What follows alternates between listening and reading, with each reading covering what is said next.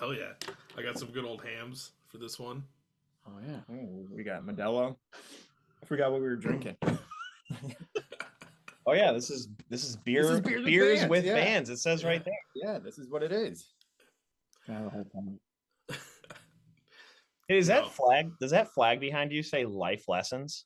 It does. Oh shit, man, that's our old band.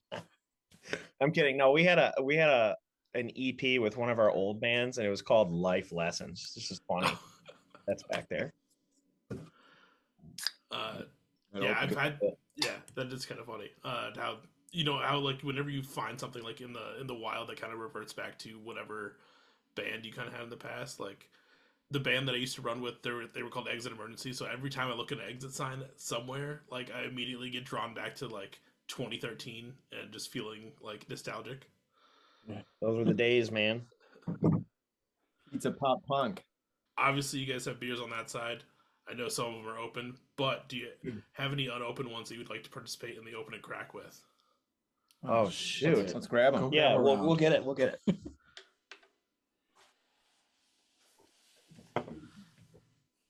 It's partially my fault. 200 episodes in, and I still forget to mention to people like, "Hey, have an unopened one ready, just in case." We're gonna make it happen. Yeah, okay, we'll double fist. Yeah. All right, that works because I got 4 sitting here. So. Right. Have you had any yet? No. Usually what happens is I'll crack the first one about like half an hour before, but I was like in the zone, so like I've been waiting for this one since like 8:00 this morning. Mainly because I had like an impromptu meeting at work, so I was like, all right, I'm definitely ready for this first beer of the day. Yeah, I was feeling the same thing. All right, so what I'll do is I'll count us down. We'll crack these. I'll do the intro, and we'll have a good time. All right, in 3, 2, 1.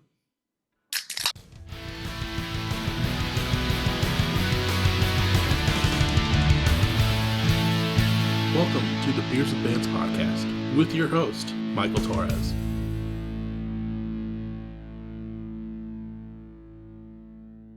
What is up, everyone? Welcome back to another episode of Beers with Bands. Stoked to be having, another Michigan band on. I'm sitting down with Cascade Riot tonight. How are you guys doing? Good, man. Very good. For people that might not be aware, like I mentioned, you guys are Cascade Riot from Michigan, Detroit, more to be a little bit more specific, rock band out of Detroit. So a little bit different than most of the Michigan bands that I've talked to, which are more like in the emo, Midwest emo, twinkly scene. You guys are a little bit outside of that spectrum, but I mean, still putting out some sick riffs that I'm stoked to talk all about. Oh, thank you. I like the rock band. I just want to emphasize that. Thank you. Is that the politically correct term, rock band for you guys? Identify as a rock band, yes.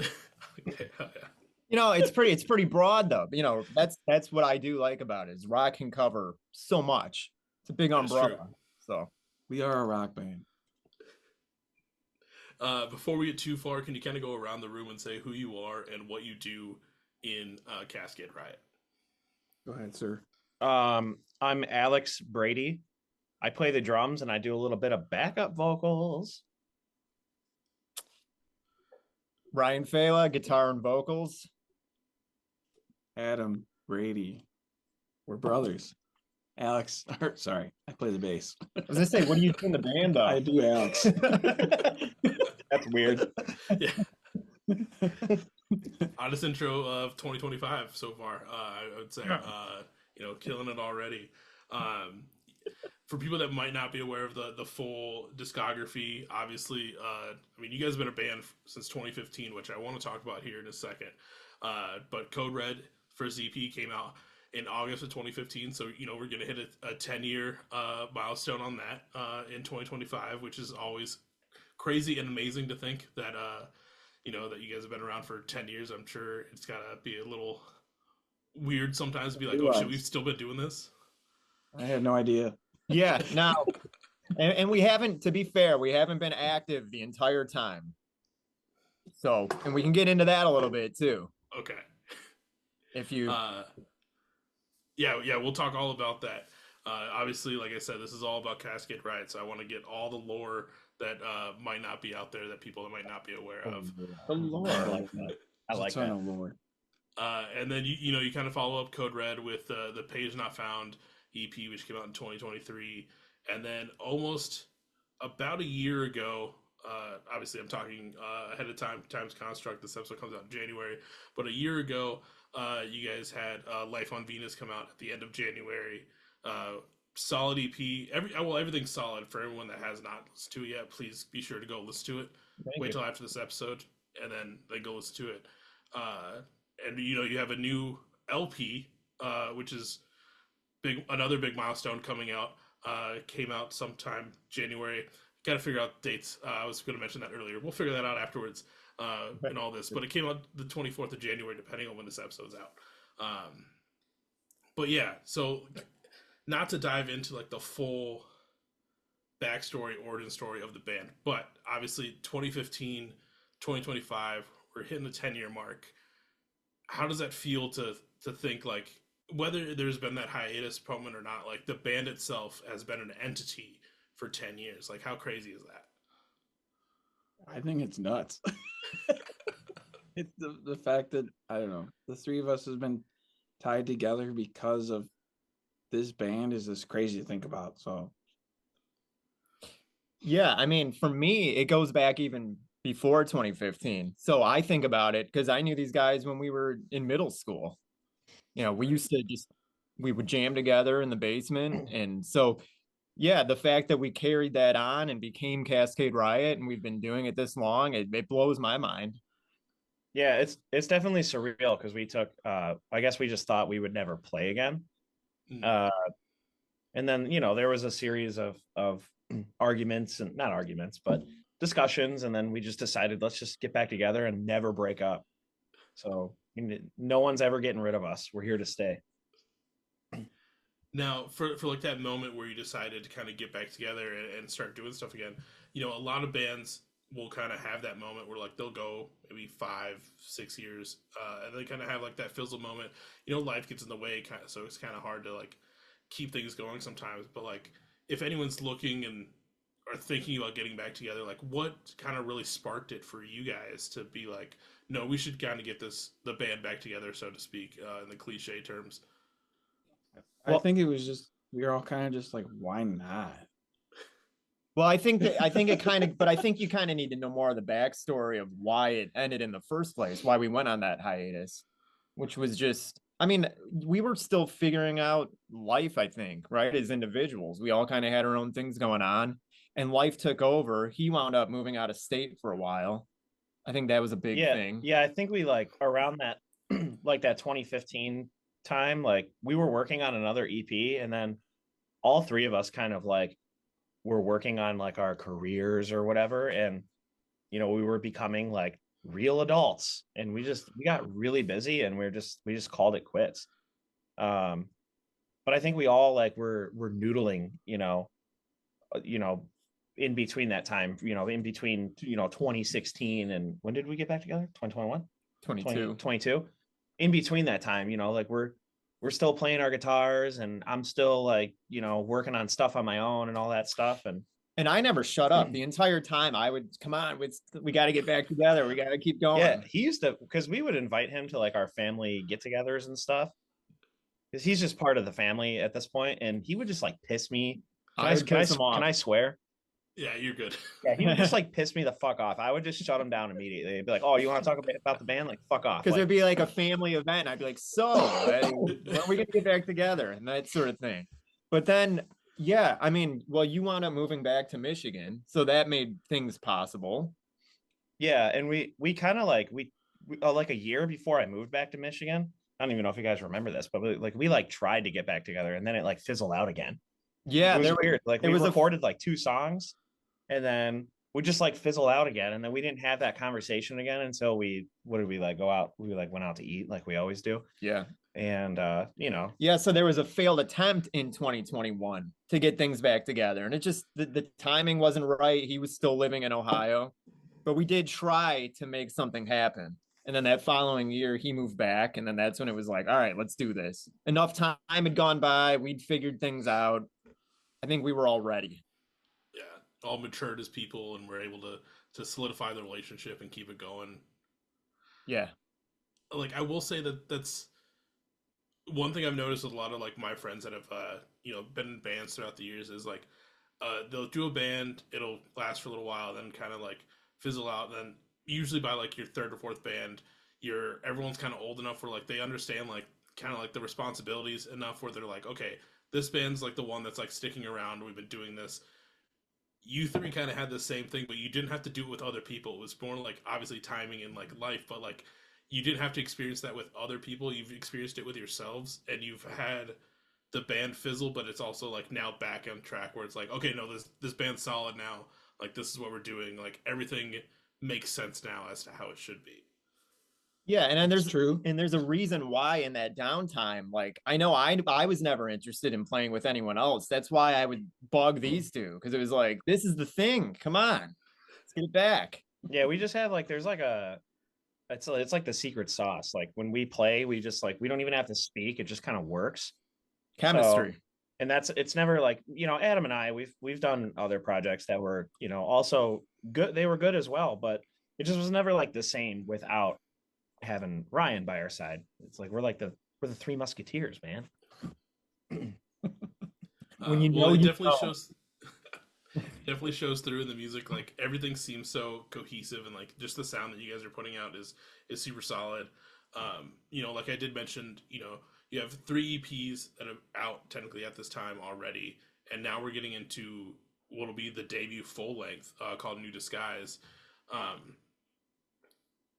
Aside from it being a 10-year milestone, it's also the first LP that you guys are putting together. Like how, like that's daunting for like any band to kind of put together, because it's a little bit more pressure, because it's a lot more of a collection of songs than just 4 to 5 depending on what's on an EP nowadays. Like how does it feel to finally say like we're putting on an LP, like we hit this next goal? Like the victory stride, man. It's awesome.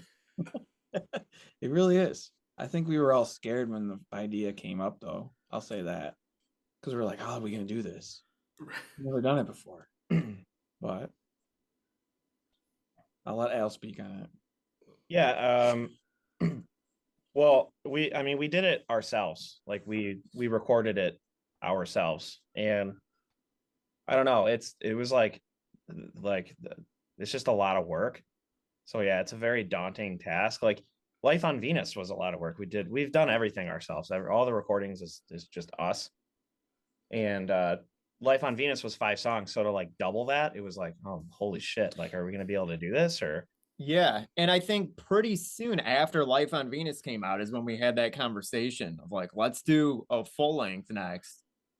And I had some song ideas kicking around, and I think it was like, so Life on Venus came out in January. I think February I started sending some demos around. yeah, he just started blasting us with songs. And then I think we had like the way our writing process is, I don't know if it's unique. I guess I'll just kind of tell you, but I would say, he's coming up with, the core idea. He's demoing out all the songs pretty much on his own before, Adam and I get to them. And he just one day just like, here's like 14 songs.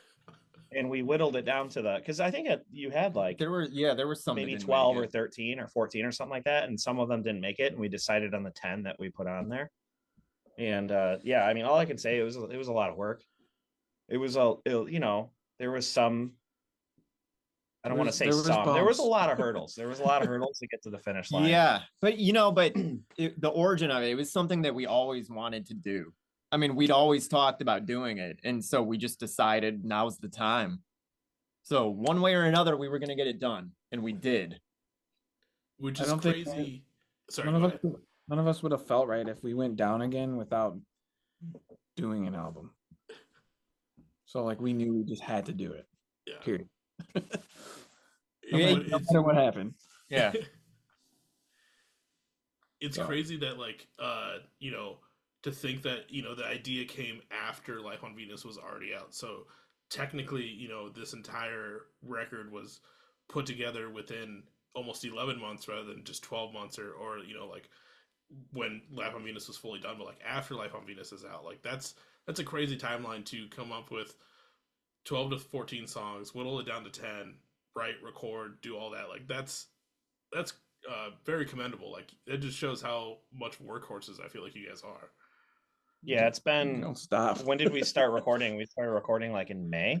No, it was Yeah. April. It was Yeah, actually it was April. like late April, and it was kind of all over the place. We started recording in one spot, and then we're in a different spot, and so it was, like I said, it was a challenge for sure, but we got it done. We had some growing pains. Also, we had another member in the band at the time when we first started recording, and that didn't work out. So there were some things we need to go back into the drawing board on and re-record some things.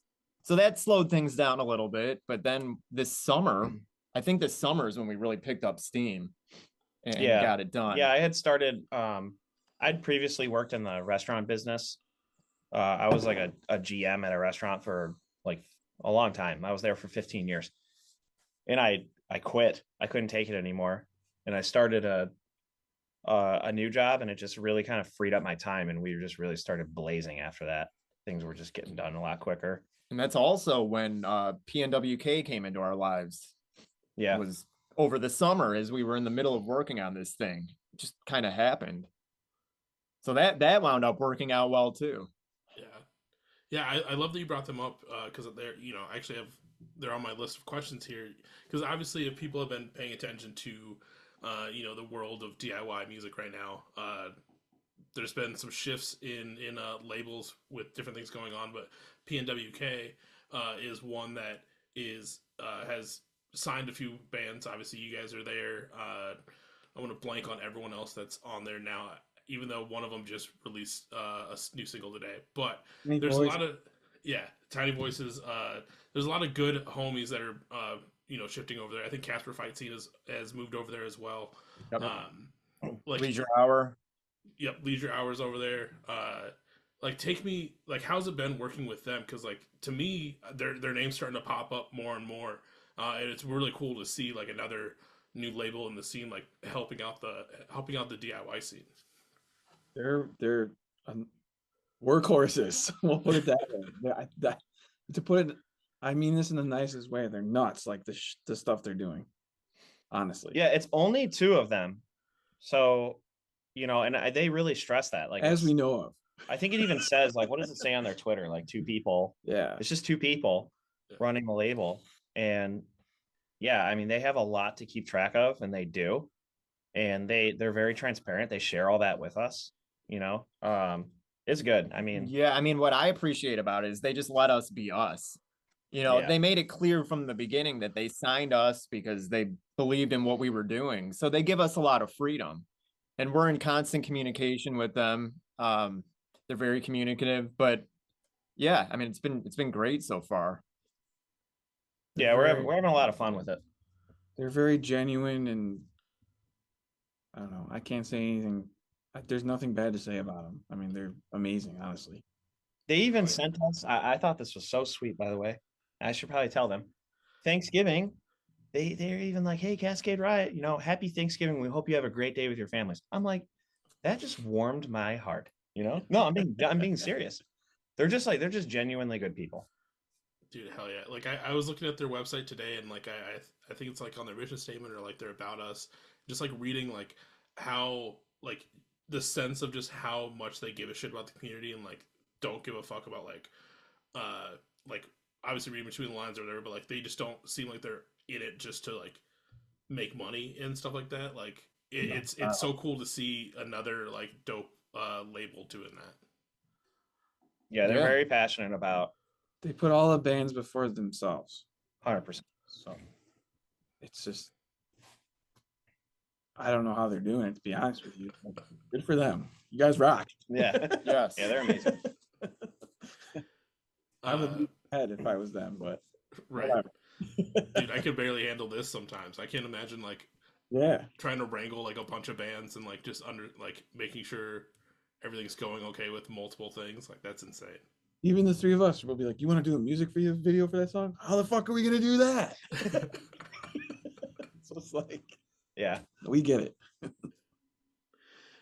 Speaking of music videos, you do have 3 out currently for this new LP. They are for Exit 55, Ruby, and Time Machine. 3 solid music videos, and like I've mentioned this on kind of recent episodes. I've kind of grown. I don't know if it's old age or what it is, but like I'm fine with just like the simple music videos of just like bands playing a few like different cut shots and like not having to deal with like a crazy dramatic story going on at the same time. Because you grew up in the glory days, like we did. uh, which is why I love like the music videos that you guys have put out so far, because they're just like, it feels like it's just jamming along and just like watching you guys play, which is like the really what you want to see in a music video. But like you don't need the full story or need to figure out what's going on. It's just like just let these dudes do their thing. Yeah, I mean, we did. So the music videos are also something we've done ourselves. This guy right here, if you want to talk about that. Well, yeah, I think they're simple out of like a little bit out of necessity, because we were like having the worst time ever trying to figure out the logistics of like this concept video and let's do a story. And, how are we going to find these people to help us? And we just like haven't gotten to that point yet, but we needed something. We're like, we need some sort of visual. And I ended up getting into like cameras not too long ago. And I was like, whatever, let's just give it a try. And like, I think there's like a little bit of a progression. Like it kind of gets better as we go. Like Exit 55 was like okay, this is the test round. Let's just see what we can do. And then Ruby, like it started to look like kind of like almost a real music video. And then Time Machine, it's like, okay, we're finally in 4K. It looks a little bit better. So we're getting there. We're trying our hardest with it, but it kind of just happened out of necessity. 8K coming soon. Yeah. Just kidding. Well, I'm stoked to I'm stoked to hopefully see like how you progress with your video styles and like keep going down the road, because like let's say you did have all the help in the world and all this money at your disposal, is like what kind of concept were you trying to go for? Like what could we have visually seen for one of these? Oh, that's a tough question. I don't know. I don't know about visually, but I would just say something like really well thought out with a lot of moving parts, I think, just to keep it super interesting. You know what though? I like the way we did it because the album is something that we did all on our own. And the videos are something we also did all on our own, so it was like completely, I mean, DIY. Yeah, it's like the ultimate DIY project. And to me, they kind of go like to me in my mind, they're one and the same. Like everything's connected. This is all just one big project we just did on our own. We had a vision of what we wanted to do. We didn't know how we were going to do the videos, so let's just get out there and let's just play. Just show us playing, make it look as good as we can make it look. And this guy made it happen.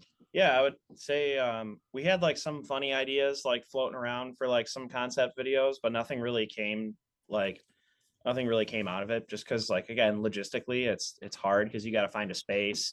Some of them, like some of the ideas we had would involve like actors and stuff like that, and we didn't know where to go yet for that. So we're just like, well, time is of the essence, so let's just figure this out. I have a camera, let's put it in front of our faces. And we have another brother, our little brother, helped us film them and did a great job. Like he got a ton of great shots that I was able to edit and splice together to make something, I think, that turned out pretty good.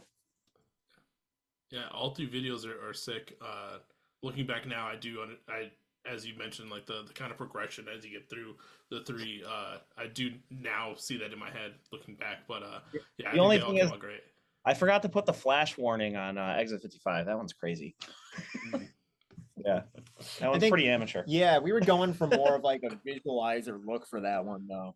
That one wasn't as much about. Really wasn't much about it. It's it's something. That one hurts. Yeah.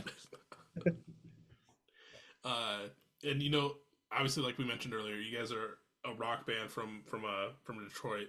But the nice thing with this record is there's different influences of variations of rock throughout it.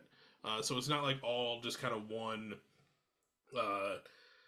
I hate to use the term for you guys, but like kind of like that, like the generic rock sound throughout. It's like you guys have these different elements that are going on where you can kind of see different influences possibly coming up. Like obviously there's a crazy nice little guitar solo in Maybe Tomorrow, where you kind of get those more chugginess vibes in there, like kind of like a little bit more into the metal side. And I can't remember what song it is on the back five. I feel like there was one that kind of has more of like that hardcore like two-step feel to it in one section. Yeah, and like so it was nice to feel those like little things peppered in throughout, just to kind of give some like vibrance to the whole record. I think you hit the nail on the head, honestly. I'll let Ryan speak to it. I mean, honestly, it's just, I don't know that there was a whole lot of thought put into it. It's just kind of naturally what came out, and, you know, where we're at right now as a band. And the one thing we don't want to do, I think I speak for all of us, is we don't want to just pigeonhole ourselves into being one thing. So we've always been open about letting all of those influences out. Like you brought up Maybe Tomorrow, it has that kind of weird metal-y kind of section in the middle. And we all kind of laughed when we were recording that, but it's also like, yeah, why not throw it in there? You know, I mean, that's an influence too. So right. The more ingredients you can throw in the stew, like, why not? I think you see bands doing this a little bit more often nowadays. And not that I'm not trying to like compare us to anything, but I think one band that's like really leading the trend is Bring Me the Horizon. Like when you listen to their new album, it's just like genre wise, it's like it's all over the place, you know. Mm-hmm. So I don't want to say like every song on our record is a different genre, but yeah, you can see where it's I don't know, it's kind of like it's all over the place. Yeah, there's the ebbs and flows, but at the end of the day, it's still Cascade Riot when you're listening to it. But it's nice to see, like you guys are saying, like the influences that are shining through. Obviously, keep doing that, because it's cool to see a band's influences shine through in the music, so it changes it up a little bit. Like when you listen to Origami Angel, they put out like a fucking hardcore song or hardcore intro to one of their songs, and they go bossa nova after that. It's just like no one else would think to do it, but it's what they like. It's their background of what they're listening to anyways. So when it shines through, it's a nice little treat for everyone listening. Yeah, I mean, I think between the three of us, we're all influenced by a lot of different stuff. And I think with this record and with whatever we do in the future, it's like, yeah, we are going to do exactly that. Just let it out. You know, bits and pieces of it. Throw it all out there. Because why not? Yeah, we're all really different. I would say that for sure. Like music wise. You think so? I think so. We have common ground, but like at the end of the day, I think. Well, I mean, we're all. If you were to take a top 5 from all three of us, it would be all over the fucking place. Yeah, I mean, I was listening to the soundtrack from Wicked earlier, you know, so it's like I'll go from that to listening to like Throne's new album, Excessive Guilt, because I mean it's just like ridiculous, and I don't know, I'm just all over the place now. I mean, I would think if we all liked the same exact stuff, I mean, that's kind of boring too. I like that we all have different things that we can bring to it, and there's enough common ground there too where it still makes sense. Right. Yeah, and you know, just keep doing what you're doing, because I'm really stoked to see just kind of how this keeps progressing. You know, going from sorry, I'm blanking, Life on Venus into New Disguise, and just seeing where you guys kind of push this sound and like how it keeps overlapping and all these different things that might like pop in and out on like the next release, and where you kind of take it from there. Like hopefully everyone at the point that this album's out, I know 3 singles are out so far. I don't know, you guys aren't releasing any more singles before the full drop now, are you? Maybe. I don't. Everyone looking at me? No. Maybe. Okay. No. Well, depending on what's out, everyone should have listened to everything multiple times to be ready for if this record's not out yet. For the record, if it is out, jam it up, because it's fucking solid. Like you guys knocked it out of the park on this. Thank you. Thank you. That's means a lot, honestly. So thank you. One other cool thing you guys do with this record is, and I get to bring this up because I saw the picture that you guys posted like probably 20-40 minutes ago at this point. You guys had a nice little test press in your hand. You guys are getting some vinyls in. We just got those test pressings today, actually. Yep. So yeah, those are hot off the press. That is another you know, good milestone for a lot of bands, and like I always say, I'm envious in the most grateful way. Like it's something that I'll never get to have as a physical form because I do a podcast that should never be on vinyl because that's fucking crazy. But to You mean this isn't going to be on vinyl? We'll see. We'll talk. But you know, to have that test press, like, how did it feel to have that test press in your hands that first time? I never thought it would happen. Like Well- on vinyl, like I knew the album would happen, but like on vinyl, I'm like, I don't know. number one, vinyl's like crazy expensive. So like again, if you don't have support, Robert and Sam, we love you. It's like almost nearly impossible to do. So that, and honestly, like I didn't know how many moving parts there were to vinyl either. So to have people help like guide you through it too is another like huge eye opener. Like, damn. Yeah, it was pretty scary. Like he texted us earlier, like with a picture, like I just picked him up, you know, and I've just been like shitting my pants all day because I recorded this thing and I'm like, man, if this sounds like shit, like Ooh. I'm getting fired. I'm getting fired over here. So like we fired it up. We got the record player out today and we hooked it up to some nice speakers and Yeah, sounded great. we just We had a listened ton to of fun. Yeah. What was that, like 2 hours ago? Yeah, we listened to we the whole just thing. listened to it earlier today. That sounds sweet. Hell yeah, I mean, stoked. for me, it just kind of, I mean, it kind of legitimized things in a way, right? Because it's like we worked on this LP and now we're holding it in our hands. Because there's something to be said for holding something tangible too. We live in such a digital world. Obviously, you have plenty of bands that are doing vinyl, but it's something we've never done. So to finally be able to hold our record, it just made it feel that much more real. Yeah, it's crazy how it changes a band almost. Like yes, you can put out stuff on digital all the time, but when a band has like a record up and they're like, no, we put like time and money and like we have this physical format, it kind of changes it up where you're like, oh, okay, like they're taking things a little bit seriously. Not to say like people that are putting out just digital stuff aren't taking it seriously, but like as like a listener, you're like, oh, like they're doing something like they're putting a little bit more effort into it or something like that. It's, if you can understand what I'm saying and not bashing it. Yeah, no, but No. because even the album art, I think, because we always wanted to have this come out on vinyl. You know, one way or another, we were going to find a way to make that work. And when we got the album art designed, which you can, Yeah. So, well, yeah. So I think we all have. We've been following, his name's Jared Sylvia. Been following him on Instagram. Just his work is like, it's amazing. There's no other way to describe it. Like you just have to go on his Instagram page or his website and check him out. He's just got like a unique artwork style. I'm not even going to describe it because I'm not going to do it a justice. It's just him. Yeah, it's just him. Like That's his style. he's just, yeah, super nice guy. It was always like kind of like I don't know. It was just like a dream of ours, like a pinch me moment to kind of like work with him. So when we pitched it to Robert and Sam, we're like, hey, we really want to work with this guy. Here's Robert something- and Sam, by the way, are PNWK. Yeah, PNWK. When we pitched it to PNWK, they immediately were like, this record is going to be so special for you guys. You have to do it. You have to work with him. And yeah, we worked through some ideas, and what we landed on is like, you know, someone even already said this is the album cover of the year, and the album's not even out yet, man. So Okay. it's sweet. We're super Well, stoked on it. when we gave him the concept and he designed that, we had like vinyl in mind.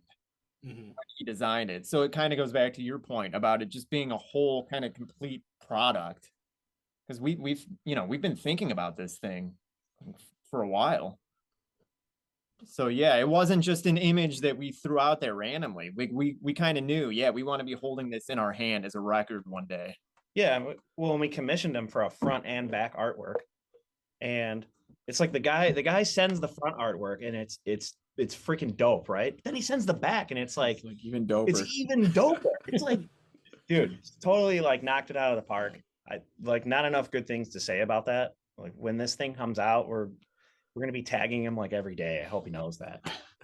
Yeah, and the art itself, I mean, to have it tie into one of the songs, because there's a song on there called Surfing on Fire, and that's what the album art is inspired by. Yeah, this, like, I have the album artwork up on my other screen, and it's so sick, so vivid. Like the colors he put in there, especially with like the contrast between like the darker city skyline in the back, like it's so sick. And I'm stoked to see what if that's as sick as it is. I'm stoked to see what the back of this record is gonna look like. Uh, I love it. like it knocked And it I out of the just park. I want to say, Ryan said we live in a digital world, but it's now we also live in a world with AI. So I think I could speak for all of us. We're super proud to be putting something out that's completely 100% hand drawn. Just have to say that. Yeah, to put stuff out still and not like use AI, which if any band's using AI, not to fully bash you, but like it's so much more to have something actually commissioned and like done by someone than just like inputting something and just boom, there it is. Like I get it if you're doing it like as maybe as a joke or you just don't give a fuck, but like to have like something actually done, like it's so much more meaning behind it. Like all my logos and stuff, like I've had just professionally done, and like they come out sicker than I could ever imagine. Like I love them more because I know that they're like the time and effort that's put into it. Yeah, they like have actual character, Yeah, and like our artwork is like unique. Like no one else can generate that on Chat GPT or whatever. Like no, you're not gonna get it. It's uniquely us now. It's uniquely Jared. So hell yeah. To hammer it really home, we stressed over every little detail of this thing. Like, no joke. Like, I can't even tell you how many times we sat down here and looked at the TV behind you, which you can't see. And we're like, is that centered? Like, does that look good? And blah. Like, we stressed Dude, over every detail. I don't know if I can say this, but like the color of the vinyl was that's a surprise. Well, I was gonna ask like what colors are we doing? Obviously, by the time this record comes out, the pre-orders would links should probably be up around this time, so I don't feel like we're giving too much away. It's We'll let gonna Adam say it. match. It's gonna match the album art. Okay. The main color of the vinyl is black, but there's gonna be a see-through orange element in the middle. Ooh, okay, hell yeah. Something a little bit different. Yeah, They call it like an eclipse or whatever. Yeah, it's super unique. I've seen other artists use something similar, but not like the same at all, and I was just like, "This is perfect." So, Like, did you guys have like how much input did you guys have in coming up with the color scheme for 100%. the pressings? 100%, all you guys. Hell yeah. We had, I mean, like Sam and Robert had suggestions, Right. and Sam's suggestion was, "I really like that Eclipse one because you don't see that," and I was like, "Yeah, it's cool, but what if we did it like this?" So. Sick. And then the label on the vinyl that was also designed by us. And when it comes out, when everybody sees it, it's just we just wanted something that was classic. So that's the only way I could really describe it. It's like simple, classic looking, but unique. Dude, I'm so like I think it's an to iPad. like check this out. Like I haven't posted my Black Friday like hauls yet because I'm waiting on a couple things still to come in, but like just finding like a good record that has like a sick variant that you don't see all the time, like I'm all for it. Like I'm so stoked to see what this looks like when it's finally done. I'm a geek about the variants. Oh yeah, I'm not gonna lie. I'm like a huge geek about it. As soon as that Better Lovers album came out, like I saw the variant, I ordered it up right away. Fucking give it to me. I don't care.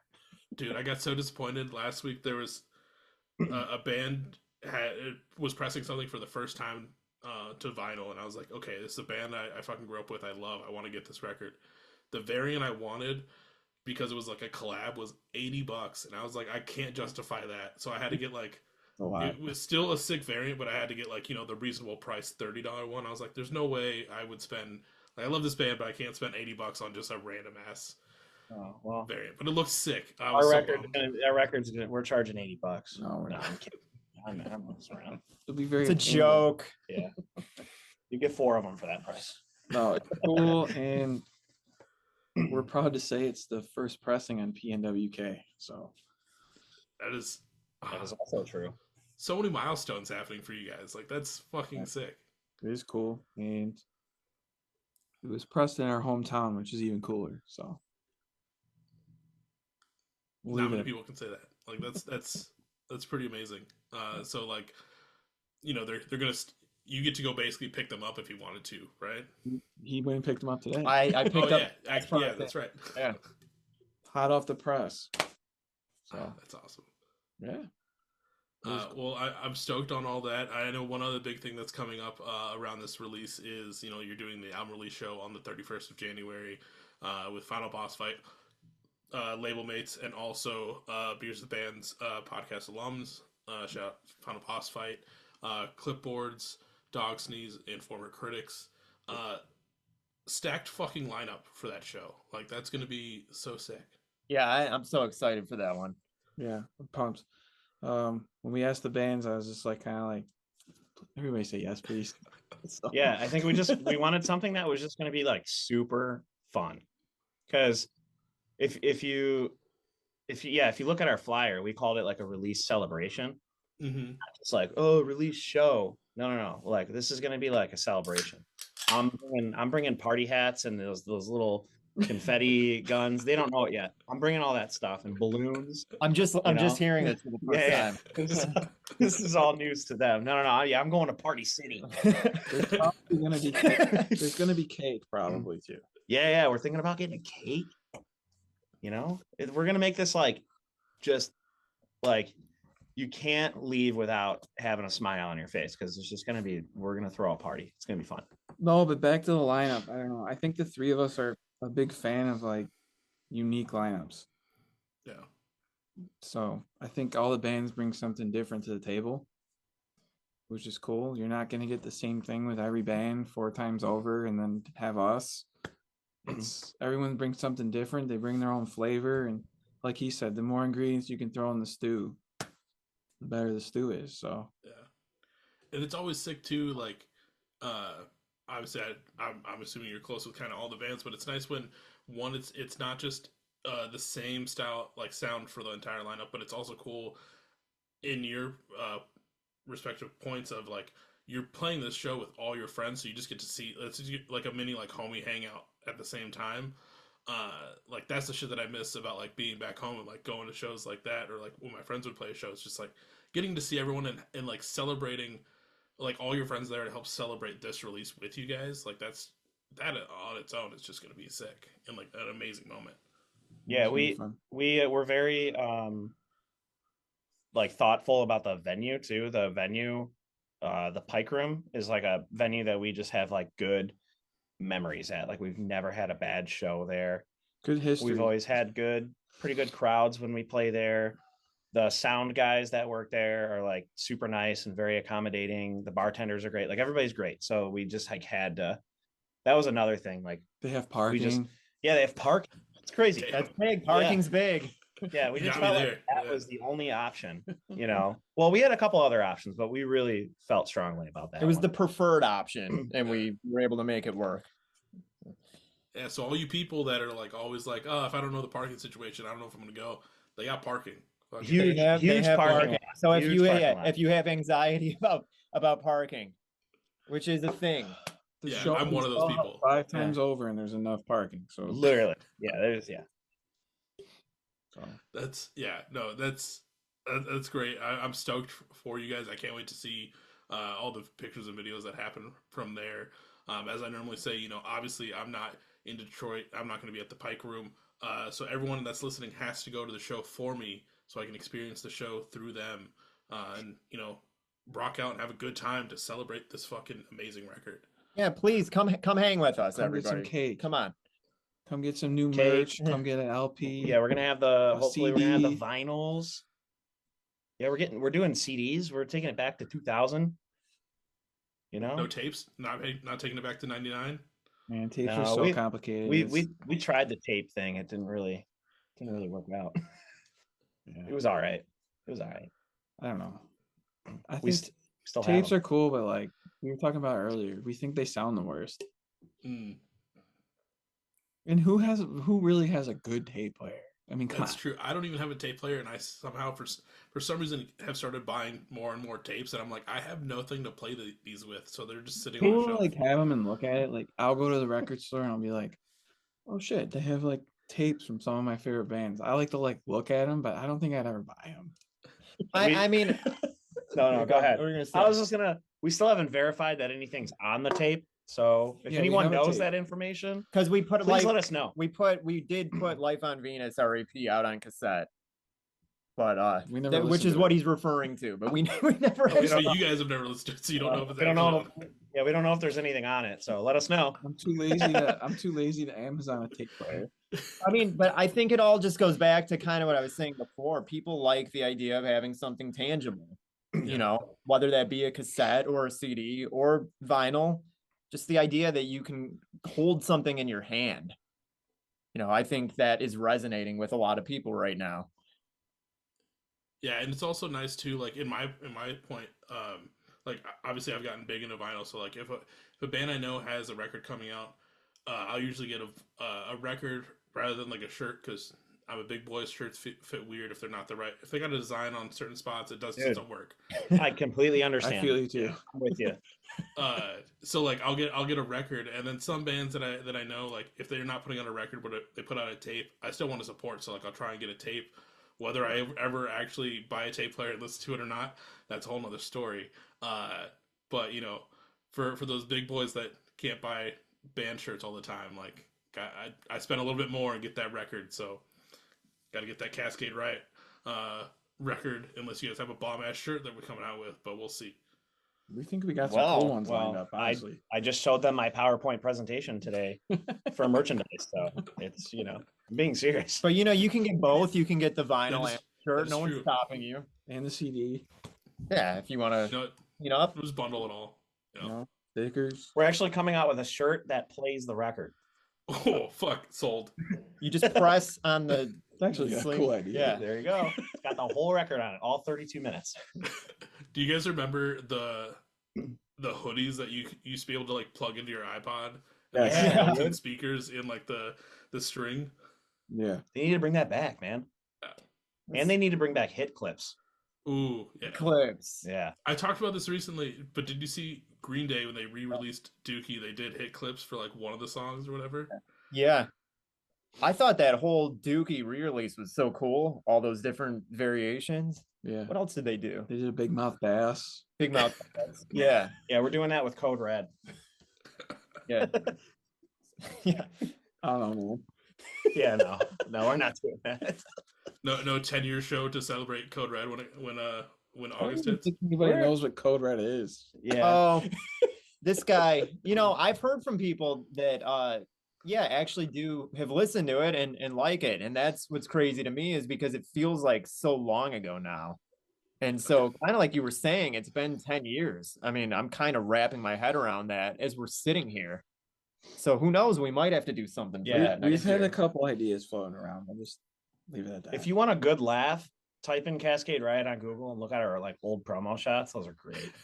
Well, There you actually, go. if you go to YouTube, and watch, we did a montage video for a song called "I Don't Want to Say Goodbye," and that's interesting because that kind of has a bunch of clips from that era. We used to rehearse in a storage unit, and there's footage of that in there. There's footage from like an early show we did in there. It's pretty embarrassing. Yeah, we So- all look incredibly stupid. Not like we look any better now, but whatever. It's a time capsule, you know, it's out there. Well, maybe we can talk about some of those moments here coming up. Before we fully transition, I know we've kind of jumped all around the place, but is there anything that I might have missed between Cascade Riot or New Disguise that you want people to know about? You're never gonna stop hearing about us. That's what I want you to know. So That's good. buckle up. Yeah. No, just I think we're really proud of this record, and That's what I meant to say. it's like the culmination of everything we've done up until this point. I think it's like finally what we always wanted to be as a band. And so we're excited to release it, and we're excited for what comes after, but one thing at a time. Hell yeah. Well, everyone Something at a time. make sure you go listen to New Disguise as soon as you can, and jam it up, get those numbers up, and go get a copy of the record. We're gonna start to transition here Before we fully transition, though, this is obviously Beers with Bands. You don't have to be drinking on these episodes because I'll definitely do that for you. But I know the three of you have some beverages in front of you on this fine Friday night. What are you all drinking tonight? Oh man, The finest imported our beer, favorite Modelo. beer. We all have Modelo. Hell yeah! Is that like a Cascade Riot's like beer of choice? Like every band kind of has like their own main beer. Pretty often. It does happen, doesn't it? Yeah. Yeah, it's we're either like trying some sort of weird experimental whiskey or it's just like this is the default, like let's just get Modelo. And it's something we can all agree upon. And Modelo with lots of lime. Yeah. That's what's up. Yeah. It's a solid fucking beer. I love it. Granted, I don't have any with me tonight. But yeah, I do the same thing where it's like I'll rotate between hams and then like Modelo, just depending on what the vibe is when I walk into the liquor store and how cheap I want to be that day. But we're all foodies. Like we're ridiculous when it comes to food and drink. Yeah. So we'll drink anything, eat anything. Like it doesn't matter. Like we're all, when it comes to food and drink, we're all like literally stupid. He'll Like, pick up some like off the wall like beer and we'll be like, this is kind of shit. Where's let's get the Modelo. You're talking about me, right? Yeah. Yeah, because because they'll send me to the store and say, hey, just pick something up, and I'll go in there not knowing what to get, and so I'll just come back with half the store. I'll like bounce, into all the walls and just grab whatever I see, and then we try things out. Put it this way: if there wasn't the band, like if we all didn't do music, we'd probably doing like some bullshit ass YouTube thing where we're just eating and drinking, watching food. WWE clips but nothing's Hell yeah. We could still do that. We could, Yeah. but What whiskey were you talking about? that Elvis one. it was Oh That yeah, was good. peanut butter, banana, bacon, whiskey. That was good. Well, sometimes we try things and it that was sticks. good. Elvis It's like, whiskey. oh man, we got to get that one. We were worried, but we had it and we're like, it's kind of for me though, it's good, but it's kind of like one and done. You sip on one glass, that's enough of that. And then you bust out the Modelo. Yeah, then you move to the Modelo. yeah. I remember me and my close friends, we all turned 21 kind of around the same time, and the gas station in town that I'm from like had just been rebuilt, had like this crazy liquor store added onto it. He had expanded his beer selection. So what we did was we made it a point where like everyone in our fucking small town all drinks Busch Light. We're not going to be those people to start with. We're going to try and expand our palates to begin with and see what happens. So every time we would go to the liquor store, we'd always grab a different six-pack. Each one of us would grab a different six-pack and just like, pass around a couple and like just try it like on a Friday night or whatever when we were playing video games. And I remember someone grabbed this blueberry beer and it sounded delicious, but it was one of the worst things we ever fucking had. So So we had one bottle left and we would just like, instead of icing people, we would just try and like blueberry them and just like get them to like have to drink it. The thing is that it goes down so easy at first. The different blueberry beers I've had, but there's this one that just made me so sick. And so just the thought of it, like hearing you say blueberry beer, it's like, those things where if you've ever been sick on something, you hear about it. Yeah. Yeah, that's where I'm at with blueberry beer. Sometimes with the flavors, you just gotta have beer, Like, hey, I was gonna ask real quick, not to get off the subject, but where are you from? So I'm originally from like Southeast Iowa, but I live in Minneapolis now. Oh, okay, cool. Sorry, that was a random side note, but No, totally fine. You kept saying, where I'm from, blah blah blah blah. I'm like, shit, where's he from? You can drive to our show. Yeah, it's just up and around, right? It's so close. Yeah. It all just depends on when you leave, but nothing's impossible. Probably not the best idea in the winter, honestly.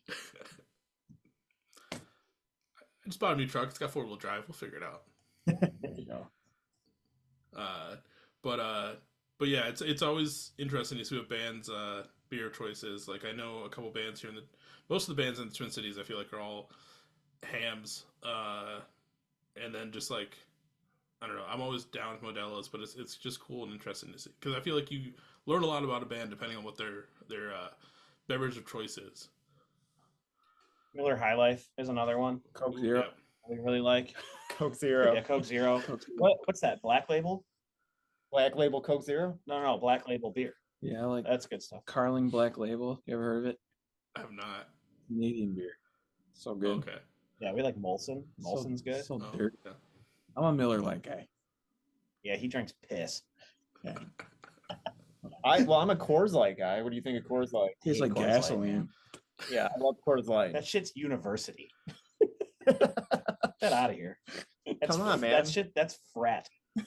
Yeah.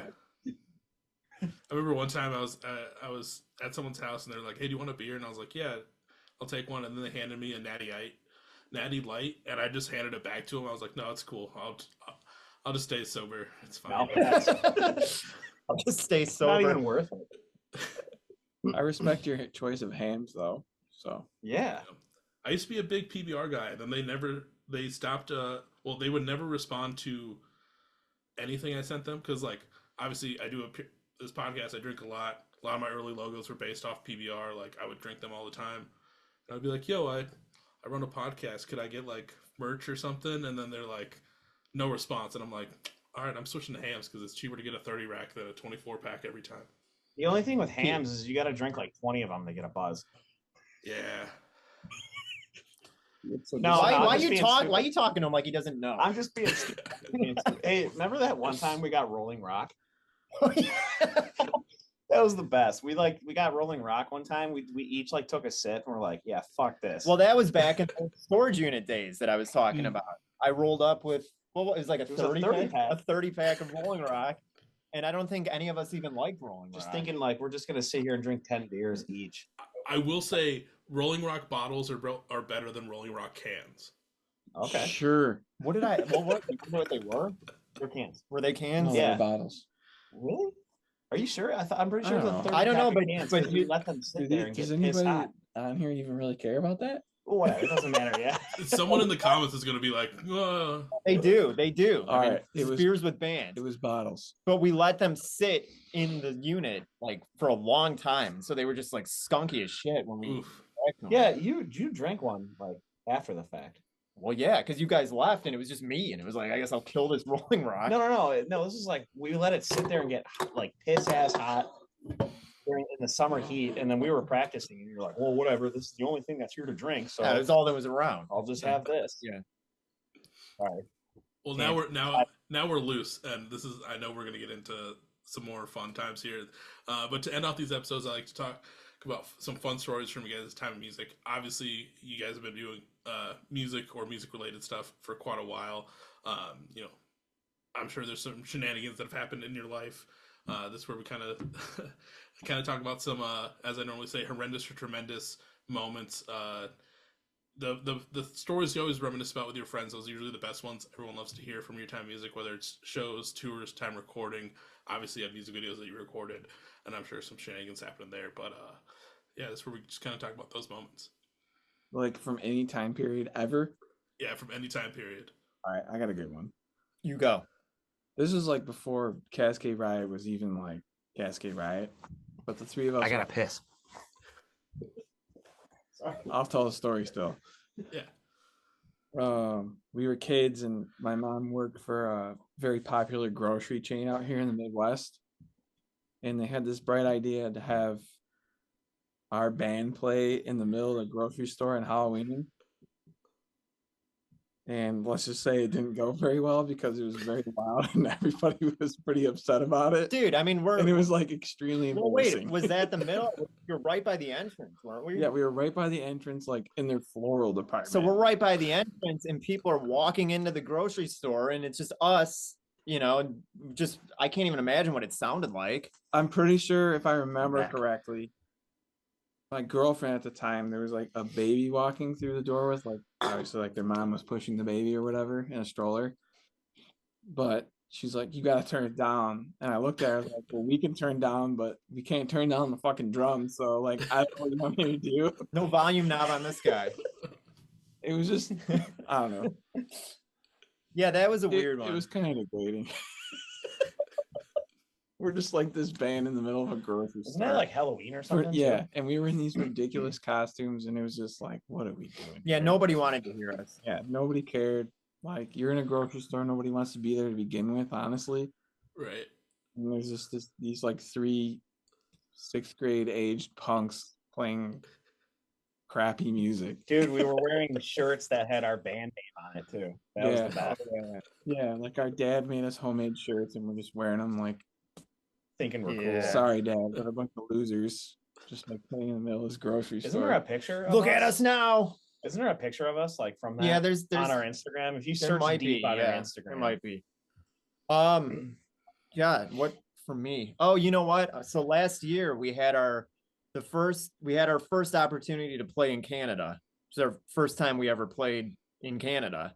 So we were super excited. And we get to the show in Toronto. We're all amped up. First song, about 10 seconds in, and my amp blows a fuse. Oh my god. So the whole thing just comes to a grinding halt. All that adrenaline, all that excitement just boom, just powered down. And so then it was what, like 10 minutes of doing the thing. Anybody got an amp I can borrow? And like you're doing the whole switch over thing. And then so that was kind of weird, but when we finally got it up and running again, we were so like pissed off about the whole thing that it wound up being like one of our best ever shows. So it's like a memorable thing, but it's memorable for two reasons, because it stands out to me as like one of my favorite shows we've ever played. yeah, we were just kicking ass that night. That was good. I don't know if I have any fun story. Why can't I think of it? I don't know. There was always a running joke with like Ryan up until recently. Every single show we played, something happened to Ryan or his gear. Yeah. So like a string would break, or like a Yeah, knob. this is funny. Yeah. a knob would pop off his guitar, or the strap would break. Yeah, we played a release show for Life on Venus earlier this year. And about like 3 songs in. No, we were playing a soft, touchy ballad. Was that during Chasing Stars? Yeah, and he's going to play the intro. His strap button. Yeah, busts because we have off. Chasing Stars off Life on Venus has like a softer intro. And so there I am, I'm picking it. And the strap button on my guitar just came loose. So the whole guitar like pretty much fell off my body. And the backup guitar was this guitar that had some hot ass EMGs in it. So he's playing this like pretty intro on this like hot ass EMG to sound like complete ass. So it's two things, right? It's playing your guitar and the whole thing just falls off your body. But then you're playing, then you grab a guitar that doesn't suit the song at all. So yeah, that stands out. Yeah, we've had a few gear issues. I always have lot. gear issues. I feel like I haven't had many lately, but for a while, yeah, that was a running joke. I got a positive one. If you want a positive one, Yeah, always. when we opened for Billy Talent, that was like a what the fuck moment. Holy shit! Yeah, that's amazing. I have a funny thing about that though.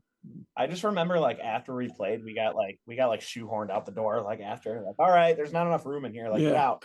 Fuck you guys. Because it was like a sold out show. Yeah, it was like a 450 cap room. And I mean, you can imagine what kind of stuff Billy Talent brings to play a show. Like it's crazy. Yeah, they're all, like their full production in this like small venue. Yeah. So like when we get done, they're just like threw us out on the street. Yeah, get the fuck out of here. Not Billy Talent. They didn't. Not Billy Talent. They were very kind to us. And actually, when we got there, they showed that they cared that we were playing. So that was really cool and positive for us. But yeah, it was just like a how did this happen? How did we get here moment? But fuck yeah, this is sweet. It's so dope. Yeah. I have a good one about our second our Toronto appearance. I just want to talk about we went to Toronto and we played another show. And the show was cool or whatever, but the highlight of the trip was this dinner that we had. We were like, we just had it in our minds to just like go to this steakhouse and have like the best, most like extensive meal. And let me tell you, man, we sure did do that. We had the nicest waiter. What was his name again? Shout out to Paul in Toronto. Paul at the Keg Steakhouse. At the Keg Steakhouse. What a guy. He gave us the best service. We had the best dinner. We had like an intimate booth. The lighting was like super dim. We each spent like a ton of money. It was great. It was like we were all on a date with each other. Yeah. It's great. We had our other brother with us and Adam had his wife with us. It was just like, it was good vibes, dude. It was a good positive moment for all of us, I think. I don't know. Every time we play a show, we're over the top. We make it like an event. It's so stupid. Yeah, we're kind of dumb, but whatever. I mean, that's just the difference between like being in a band now and being in a band like 10 years ago is like, because I was talking to someone and they're like, you know, there's no way I could like tour full time now because like I can't sleep on a floor anymore. It's like I'm bougie enough where like I have the money. If I needed to, I would get a hotel, or like I need to do something. And then I'm also just not gonna eat scraps the entire time. Like I'm gonna eat okay. Like I remember there was one time on tour where we were so amped because we went to Applebee's during their like happy hour, like half price apps time, because we were just like, fuck yeah, we could pig out today. Yeah, we used to share I know in the one band that Adam and I were in, we would just like get like 2 hot and readies, and that was like it, and that we were cool with that. Now we're, I'm not gonna say we're bougie, but every once in a while we like to go to the Keg Steakhouse and get served by Paul. Well, we were saying we're kind of foodies, right? Yeah. Do we qualify? I don't know. Yeah, How I'd do say you get we're that- food and drink enthusiasts for sure. Okay. Yeah. Yeah, if we can, we try to. Life's too short. We like to have a good time. And then there's other times, like at our last show, like Ryan, he was just like non-existent. He was just like, not at our last show, the one before that in Grand Rapids, because you were like so hungry. Oh yeah. It's like you couldn't talk to him about like anything else. I'm like, hey man, like, are you gonna like, we're talking about the set list, and I'm like, I don't know. Yeah, he's like, I don't really care right now, dude. Like, I'm like so fucking hungry right now. Like, don't even talk to me. Just get the fuck out of my face. And like, all of a sudden, he like ran away, and him and Adam are like getting a pizza.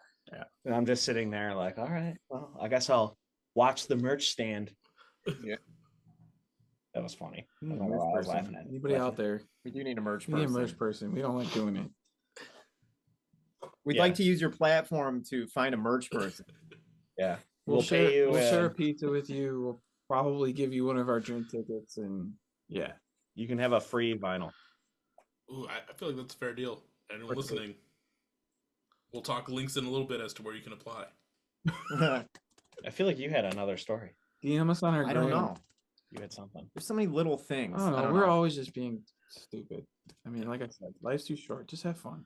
Well, it's just like I said too earlier, there's such a built-in history here. We've known each other for so long that when we roll into these places, it's just like nothing but inside jokes and yeah, and just just messing around. I mean, ripping Yeah, I it. don't We know. rip on I mean- each other nonstop. We're always Yeah. just dogging at each other like no tomorrow. It's just, I don't know. By far, our 2 favorite things to talk about are definitely the band Kiss. We love making fun of Kiss, and we love laughing at like old wrestling clips from like the Attitude Era. That's probably like our top 2. It's like all we do. well, because Kiss is when we were really little, that was one of the bands that got us like really into music. Hmm. When you're young and learning guitar riffs and whatnot. But they're such a ridiculous band that it's just like fun to make fun of them. It's so embarrassing to say that we got into music because of them, but And fuck then it. Whatever. and then yeah, we all love wrestling. So that's another thing that comes up a lot. Not AEW though. That's just Yeah, I haven't watched AEW. So last year did I watch the Royal Rumble? Yeah, Royal Rumble was the first thing I had watched in like a long time. So like I haven't missed a pay-per-view yet this year, but I usually don't watch like the weekly episodes because I don't have time to sit down and watch a 3-hour episode of Raw. Maybe when it goes to Netflix, but I at least have not missed a pay-per-view. So it's nice to finally get like back into wrestling and remember like all the good times, and like now my feed is just like either stuff happening now or like it's just jokes back to like you said, like the Attitude Era stuff, and like it's just a great time to be looking at wrestling again. I like. love when you get like an out of context reel from that time period. Yeah. It's like 30 seconds of something. I mean, it's great. Yeah, it's the best. I think of something else. I don't know. I don't know. We're just goofy. Funny stories. We're a goofy band. I mean, we like to have fun, and I don't know. I mean, when Ryan's amp blew or whatever, he was, like naturally like upset about it. And I told him, I'm like, I'm pretty sure it's the fuse, because we're looking at the fuse. This is going back to the fuse story. The whole way from Toronto back to Detroit, which was about 5 hours. Yeah.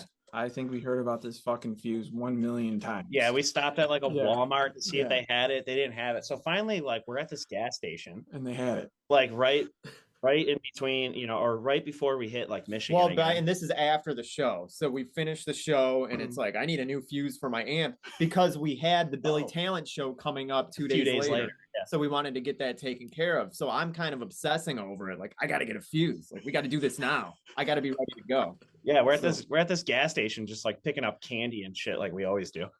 And I'm like in the little automotive section because I'm just like, I bet you they have this fucking thing. And I'm like, they have it. And we're literally like in the parking lot, like where did we plug that thing in? We plugged it in. Oh no, we brought it back We waited here. till we got it. But we're like dicking around with this amp like in this parking lot in Canada. It was pretty funny. Just obsessing over this thing. That's when we had those chicken nuggets too from Burger King, the ketchup nuggets. Ketchup flavored nuggets. Canada, don't get the ketchup flavored nuggets from Burger King. Yeah. They're like swallowing tear gas. Yeah. They're horrible. Not good. Sorry, Burger King. Yeah, now and we just straight up don't use amps anymore. So little trade secret. No more amps. Yeah. We're in the digital. Yeah, I've seen a few different bands move that way. It's got to be a lot nicer on like load-ins and shit too, just to have like one rack of just like everything set up and not actually Lately, have to, with those, it's like they don't even want more than like half a drum kit anymore. So no one's got to bring a drum kit. You bring a couple pedal boards and guitars, and that's it. Yeah. So, whatever, makes it easy. But yeah, it is crazy how much like just people don't have to bring the shows anymore. Like I booked a show back in like June, and I was like, okay, everyone leave your kits at home. Just bring cymbals. You guys, we're all backlining. Don't bring your amps. Like we have to be streamlined. Like the venue just doesn't want that shit sitting around. It's just crazy at the point we are now where, before it would be like everyone's loading in for 40 minutes with all of their shit, taking it all off the stage, moving it all around. It's just a pain in the ass. But those days are behind us. Now we're in 2024, going into 2025. Future's here. Be ready for it. But besides all that, this has been a great time listening to your stories, listening to some lore about Cascade Riot. But before we end, I like to end these off on a high note. So like my last question to the three of you is, from your time in Cascade Riot, what has been your favorite moment that you've experienced so far? For me, finishing the album. It's my favorite. I don't think anything really compares. Like, we've played some really cool shows, which we're entirely grateful for because, getting to play in front of big crowds is awesome. But finishing the album, like he said, when we started this back up, we knew we wanted to do it. So finally getting it done and holding the test pressing today is just like, fuck yeah, this is sweet. So, but it ties into getting hooked up with PWNK. So to me, all that lumps into one. There's no way I have to cheat. I have to mention two things because we've been talking a little bit about this Billy Talent show. And that was a big deal because, it was a big show for us. And that was, I think to date, still the biggest show we've played. And that came after years of inactivity, not knowing if we'd ever play together again. So to be in front of that crowd and opening for that band, like that was a big deal for me. It's like, whoa, we're actually back and look at what we're doing. And then we kept at it. And then, finishing the album. But really, honestly, today, listening to the test pressing, listening to it all the way through on vinyl and hearing it in that context was like the culmination of everything. So I might say that is one of my moments also. Mine's going to sound really cheesy. We've never pressed on so much to like where we've gotten like a following, I guess. And this time around, like we're starting to kind of gain some traction and starting to see some people like come out to our shows and stuff. And the first show we played, and I saw somebody like singing along to one of our songs. That was like my favorite moment for sure, because that was like, okay, we're making some impact on people. And then we went out to that Toronto show, like in these uncharted territories for us. And there was someone singing one of our songs out in Toronto, and we're just like, that was damn, weird. all right, cool. Like I'm thinking in my head, like we're really starting to kind of stretch our wings now. So I would say, that first time that I saw someone singing one of our songs at a show, even if it was a show that only had 20 people, like, I don't care. It was great. It's corny. Yeah, when people sing the But- words to your songs, that's always wild to see. It's like, because I think about me when I'm at shows, I'm like singing along. It's like, well, I've known this song for like 30 years now. It's like we've only been really hitting this hard for like 2 years. It's like singing our song. Fuck. Okay, cool. So Well, hopefully more people keep singing these songs back to you, and you get to experience even more great moments in the future of Cascade Riot. Yes, everybody listen to New Disguise, learn all of the lyrics, and then come out and sing all of them back to us. I will cry. Make him cry. yeah, Please. grab a Do it. vinyl, grab a shirt. Well, speaking of that, like if anyone's looking for Cascade Riot merch, music, or just you guys in general, where can they find it? Oh man, we're not really sure if we can talk about it right now. Oh, we but can talk about it. Just go to the PNWK website and you can find our stuff through them. That's the and, easy answer. And we're on all of the socials, all the major social websites, Cascade Riot. So yeah, check us out. Come hang. I will say as sorry, go ahead. I was just gonna say, part of our name is so it's like easily searchable. So if you just like search our name on Google, like we're like all over the place. It's our name is like it was designed to not be like basic in that way, to where something else pops up. You type in Cascade Riot, like we're showing up, so you'll find us. It's easy. Yeah, Possibly do good. that. Possibly. Yeah. But I will say, as like someone that did go to the PNWK website today, I love how they have it set up where you can go to the band's like artist page and literally all your links are there. Not a lot of labels do that, and it becomes kind of annoying when you're trying to look up a band and like kind of dive deeper. But I love that they did that. Another shout out to them. You know, like that's is Sign on there. Yeah, I mean there's tour dates, merch, like the latest singles. So yeah, I mean if anybody wants to see exactly what's going on, check us out on the PNWK website. And also, make sure you order your copy of New Disguise. Be ready to see these guys, at that show. Do you have any idea for like show plans or like runs yet for 2025 that people should be aware of? We just want to continue to grow. I think we want to start dipping our toes in the water to see where we can go and succeed. So Nothing concrete, but I can say we definitely want to get out of Michigan and see different states, different cities. So it is something that's in the back of our minds when and if the time comes we can make it possible. Well, everyone be ready. Like I would say, whether you found this episode on Facebook, Instagram, Twitter, Threads, Blue Sky, or you watch the YouTube version, got to see their lovely faces like I did tonight. Check the hyperlinks down below. Follow them on all those socials. Be ready for new music, new merch, possible tour dates, or show dates if you're in the Detroit area. Just be ready for everything that 2025 that they may be throwing at you in 2025. I know I'm very stoked to see what's coming next. One last big thank you to the three of you for taking the time out of your Friday to have a couple beers with me and talk about your band. I really appreciate it.